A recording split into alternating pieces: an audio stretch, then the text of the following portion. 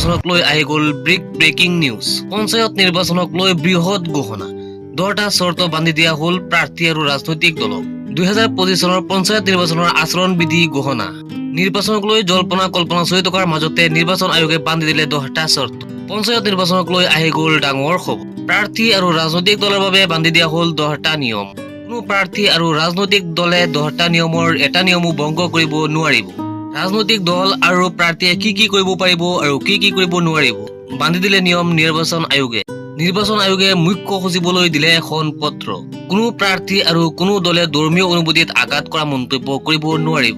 কোনো প্ৰাৰ্থী আৰু কোনো দলে জাতি আৰু ভাষাক লৈ বিতৰ্কিত মন্তব্য কৰিব নোৱাৰিব। ভোটাৰক উৎকোচ দিব নোৱাৰিব কোনো প্ৰাৰ্থী আৰু কোনো দলে। ভোটাৰক ভয় ভাবুকি দিলে সেই প্ৰাৰ্থী আৰু পাৰ্টিৰ বিৰুদ্ধে কঠোৰ ব্যৱস্থা লোৱা হ'ব।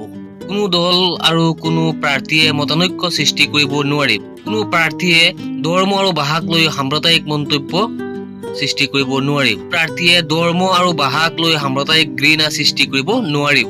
কোনেও কাকো ব্যক্তিগতভাৱে সমালোচনা কৰিব নোৱাৰিব। প্ৰাৰ্থী আৰু পাৰ্টিয়ে ব্যক্তিৰ অনুমতি অবিহনে বেনাৰ পোষ্টাৰ লগাব নোৱাৰিব। পঞ্চায়ত নিৰ্বাচন 2025ৰ নিৰ্বাচনী আচৰণ বিধি ঘোষণা কৰা হ'ল।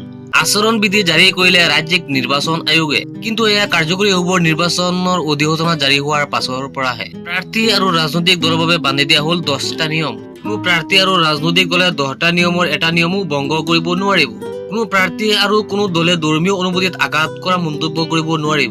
কোনো প্ৰাৰ্থী আৰু কোনো দলে জাতি আৰু ভাষাক লৈ বিতৰ্কিত মন্তব্য কৰিব নোৱাৰিব।